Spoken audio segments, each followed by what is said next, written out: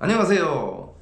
자, 이번 시간에는 자전거, 타이어에 대해서 알아보는 시간을 갖도록 하겠습니다. 자, 우리가 한강 자전거 길이라든가 동호인들이 많이 모이는 동호회에 가면은 다양한 종류의 자전거를 만날 수가 있고 다양한 성향의 라이더들을 만날 수가 있습니다. 그 중에 어떤 분들이 이런 이야기를 합니다. 나만 왜 펑크가 잘 날까? 또 내 자전거는 왜 뒷바퀴만 따를까? 이런 의문을 남기는 분들이 계셔가지고 거기에 대한 궁금증을 해소해 드리도록 하겠습니다. 자, 우리가 이 자전거를 타다 보면은 자전거는 똑같이 50대 50으로다가 하중이 가해지지 않습니다. 뒤쪽으로다가 약간 더 치우쳐져 있는 상태, 그 상태이기 때문에 뒤쪽에 하중이 약간 더 실립니다. 그리고 이제 자동차로 비교할 것 같으면은 전륜구동 자동차는 앞바퀴가 먼저 마모가 되고 후륜 구동의 자동차는 뒷바퀴가 먼저 이렇게 타이어가 마모가 됩니다. 따라서 자동차 매뉴얼에 보면 있습니다. 1만 킬로마다 타이어를 로테이션으로다가 교체를 해줘라. 이런 매뉴얼이 있지만 자전거에는 어떤 그런 매뉴얼을 보기가 어렵습니다. 하기 때문에 대부분 라이더들이 다른 대로 그대로 자전거를 타다 보니까 뒷바퀴 타이어가 먼저 마모가 돼가지고 반들반들하게 딸게 되면은 펑크가 나는 1순위가 바로 그 원인입니다. 일단은 타이어가 얇아졌기 때문에 작은 충격에도 쉽게 안쪽을 찔러가지고 펑크가 날 확률이 많습니다. 그리고 뒷바퀴가 더 슬림할 확률도 더 많겠죠. 커브 같은 데서 슬림도 할 확률이 많고, 그렇기 때문에 자전거도 어차피 후륜 구동과 같다는 원리로 생각하고서 뒷바퀴와 앞바퀴를 로테이션으로다가 이렇게 타이어를 교체를 해줘야 되는 것이 맞다고 생각합니다.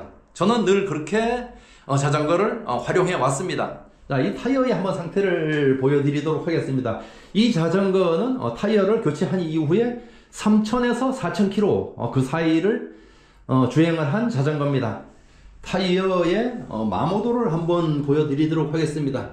일명 깍두기라고 하는 깍두기들은 그대로 살아있죠. 올록볼록 그대로 살아있는데 바로 여기에 가운데쯤에 있는 이런 돌기들에 보면 마치 지문처럼 이렇게 작은 홈들이 있습니다. 앞바퀴 쪽은 아직까지도 이렇게 그대로 남아있는 상태입니다. 뒷바퀴를 한번 보여드리도록 하겠습니다. 자, 뒷바퀴 쪽에 보면은 자, 이렇게 오돌도돌 좌우에 돌기들은 그대로 살아있지만은 중심부에 있는 깍두기들은 보면은 지문처럼 작은 선들이 지금 다 마모가 된 상태입니다. 자, 바로 이렇게 약 한 3,000km, 4,000km 타게 되면은 서서히 뒷바퀴가 먼저 마모되는 것을 볼 수가 있습니다. 앞바퀴와 뒷바퀴에 트레드가 일정하게 닳도록 사용하는 방법은 앞바퀴와 뒷바퀴를 로테이션으로다가 돌려주는 작업입니다. 그래가지고 이번 시간에는 뒷바퀴를 앞쪽으로 보내고 앞쪽에 있는 타이어를 빼가지고 뒷바퀴로 보내면서 이런 로테이션 작업을 하는 방법에 대해서 보여드리도록 하겠습니다. 타이어를 로테이션으로 하려면은 일단 타이어를 전체를 완전히 분리를 해야 됩니다. 여기 위에 가지고는 타이어를 뽑아가지고 이렇게 에어를 먼저 제거합니다. 자, 여기서 타이어를 풀어줄 때는 로터가 바로 위쪽으로 오도록 이렇게 해가지고 타이어를 제거하는 게 좋습니다. 반대쪽으로 했을 경우에는 다음에 작업을 할 때 눕혀놨을 때 로터가 방바닥에 간섭되는 수가 있기 때문에 로터가 위쪽으로 오도록 해가지고 타이어를 제거할 수 있는 방법으로다가 합니다. 자, 전체적으로 돌아가면서 일정하게 타이어를 비드가 물려있는 것을 이렇게 뽑아줍니다. 이렇게 제거를 하고 나면은 다음에는 이제 여유가 생깁니다. 여기에서 가능한 타이어 레버를 사용하지 않는 것을 추천드립니다. 타이어 레버를 자칫 잘못하면은 튜브도 찢어먹고 휠 손상도 오고, 자, 이런 결과들이 나오기 때문에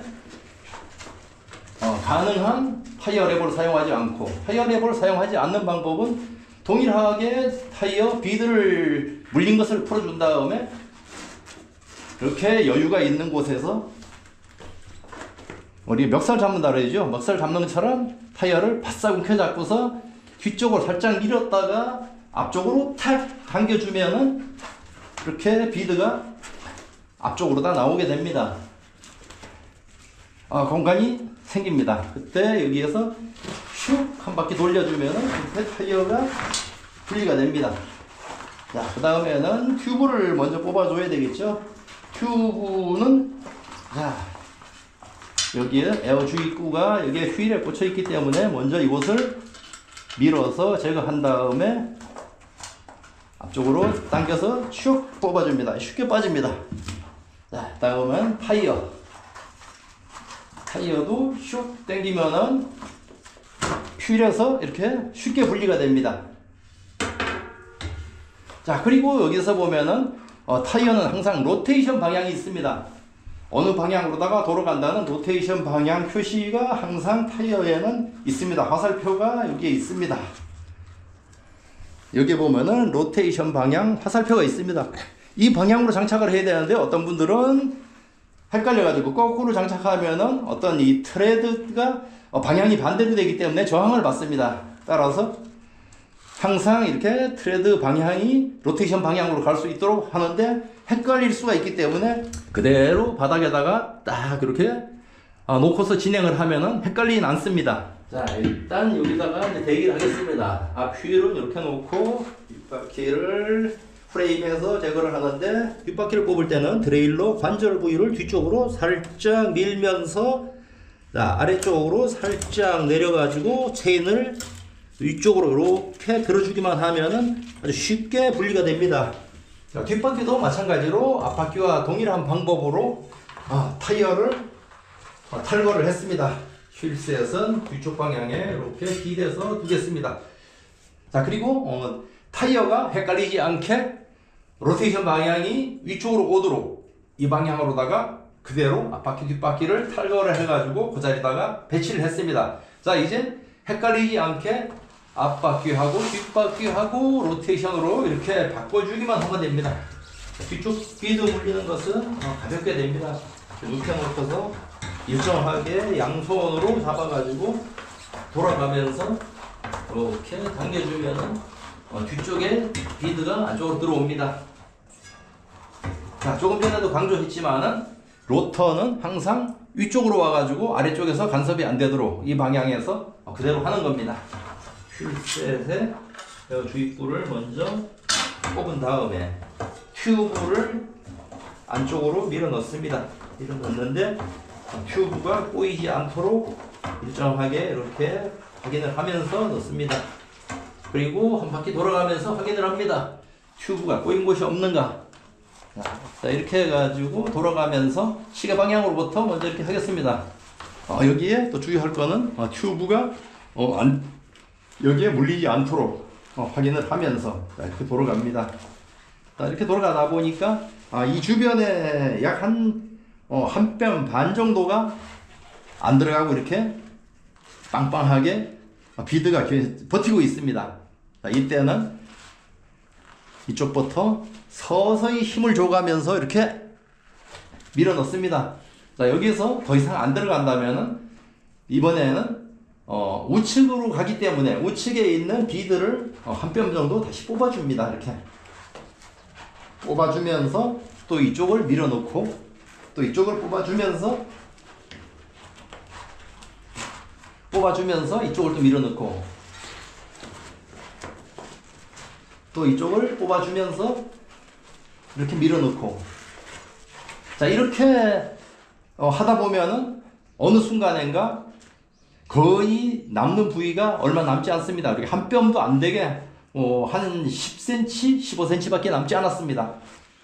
이게 안 들어가는 이유는 휠셋의 타이어가 일정하게 물리지 않았기 때문에 그렇기 때문에 우측을 뽑아가면서 당겨주고 하면서 일정하게 됐기 때문에 이 주변에 얼마 남지 않았습니다. 이 정도 남았는데 여기서는 조금 전에 뽑을 때처럼 타이어의 멱살을 바싹 잡고 뒤쪽으로 딱 밀면은 이렇게 비드가 들어가게 됩니다. 자, 이렇게 해가지고 앞바퀴는 타이어 교체가 끝났습니다. 여기에 이제 기대 두도록 하겠습니다. 기대 두고 자, 이 타이어 같은 경우에도 로테이션 방향 그대로 탈착을 해놨기 때문에 그대로 세워가지고 장착을 하면 됩니다. 로테이션 방향이 바로 이쪽 방향으로 가도록 휠셋을 가지고 그대로 가지고서 물려줍니다. 처음에는 바닥에 놓고 해도 이렇게 뒤쪽에 비드는 쉽게 장착을 할 수가 있습니다. 튜브가 꼬임이 발생되지 않도록 확인을 하면서 안쪽으로 이렇게 먼저 밀어 넣습니다. 다들 같죠? 튜브의 꼬임 상태를 한 바퀴 돌아가면서 확인을 합니다. 이상 없죠? 다음에는 타이어를 이제 비드를 마주 밀어 넣습니다. 하고 여기서부터 밀어 넣고 시계 방향으로 돌아가면서 눌러가면서 이렇게 비드를 밀어 넣습니다. 휠셋과 타이어가 일정하게 안착이 안 되고 한쪽으로 치우쳤기 때문입니다. 여기에서는 조금 전에 앞바퀴에 할 때처럼 한쪽을 밀어 넣으면서 안 들어가면은 반대쪽을 당겨가지고 이만큼 뽑아줍니다. 그리고 또 다시 밀어 넣고 또 이쪽을 당겨주고 이쪽을 또 다시 밀어 넣고 오른쪽을 당겨주고 왼쪽을 밀어 넣고 자 이렇게 하다 보면은 마지막에 남은 구간 약 15cm 정도 남았습니다. 뭐 이 정도는 넣는 게 문제가 아니죠. 대부분 사람들이 여기에 타이어를 랩을 넣어가지고 딱 제키다 보면은 튜브를 찢어먹는 경우 허다하게 발생되기 때문에 추천드리지 않습니다. 자, 이 상태에서는 가능한 힘을 줘가지고 합니다. 타이어 멱살을 바싹 잡고 뒤쪽으로 하나, 둘, 셋. 자, 이 정도로 밀면은 나머지 구간이 전체가 삽입이 됩니다. 에어 주입구가 움직이지 않도록 고정 노트를 먼저 넣어준 다음에 에어를 주입을 하도록 하겠습니다. 요즘은 전동 펌프가 이렇게 자그마하게 나와가지고 편안하게 작업을 할 수 있습니다. 그렇지만 또 들어가는 양의 한계가 있기 때문에 100% 믿지는 못하지만 어느 정도까지는 사용을 할 수가 있습니다. 자, 1차적으로 타이어 압력을 어느 정도까지 이렇게 탱탱하도록 주입을 하면서 그 다음에 확인할 것은 타이어 비드 한계선이 있습니다. 돌아가면서 똑같이 한계선이 있는데 한계선이 제대로 돌출이 돼 가지고 비드가 물렸는지를 확인을 하는 과정입니다. 확인을 하는데 이 부분이 약간 돌출이 덜 됐습니다. 이 경우에는 추가로다가 에어 주입을 하는데 에어 주입은 많이는 안 넣어도 됩니다. 이게 기본적으로 한 30 정도 넣는다면은 40, 50까지만 주입을 하면은 대부분 비드들은 거의 돌출이 됩니다. 그렇기 때문에 추가로다가 요새 에어를 주입을 하도록 하겠습니다. 자, 이 부분이 돌출이 약간 덜 됐었는데 에어 주입을 좀 하고 나니까 이제 전체적으로 비드가 균일하게 다 돌출이 돼 가지고 정상적으로 됐습니다. 자, 이제는 에어 주입구를 막아서 마무리하도록 하겠습니다. 이렇게 대기를 해놓고 이번에는 앞바퀴입니다. 앞바퀴에도 교체 작업은 마무리를 하고 다시 장착을 하는 과정을 거치도록 하겠습니다. 자, 바퀴는 아래쪽에 대기를 하고 자, 이제 뒷바퀴부터 장착을 할까요? 자, 장착은 탈착의 역순이니까 쉽죠? 자, 뒷바퀴 디어 X를 장착을 해줍니다. 로터부터 물린 다음 이렇게 하면은 장착이 됐습니다. 자, 앞쪽에 X도 장착을 합니다. 자, 이렇게 해가지고 앞바퀴와 뒷바퀴 타이어를 1대1로다가 로테이션으로다가 교체하는 작업이 끝났습니다. 어째 쉽죠? 이렇게 뭐 특히 어려운 것이 없습니다. 하는 요령만 알면은 누구나 이렇게 쉽게 할 수 있는 작업. 저 같은 경우에는 타이어를 신품으로 장착을 하고 나가지고 보통 한 1만 킬로 정도를 타게 되면은 뽑아 버립니다. 자, 이유는 1만 킬로 정도 타게 되면은 대부분 트레드들이 마모가 되고 타이어가 얇아집니다. 얇아지게 되면은 작은 충격에도 펑크가 날 확률이 많고 하기 때문에 편안한 라이딩을 하기 위해 가지고는 미련 없이 1만 킬로 타고서는 뽑아버리고 신품 타이어로 교체를 하고 합니다. 그리고 지금처럼 이렇게 앞뒤 로테이션으로다가 교체를 해준 이유도 앞바퀴와 뒷바퀴가 이 상태에서 교체를 하고 나면은 똑같이 동일하게 마모도가 진행이 되면서 나중에는 한꺼번에 싹 뽑아가지고 깔끔하게 교체를 할 수 있기 때문에 이런 방법으로다가 진행을 해 보여드렸습니다. 자, 다음 시간에는 또 새로운 테마로 여러분을 찾아뵙도록 하겠습니다. 자, 끝까지 시청해 주셔서 대단히 감사합니다.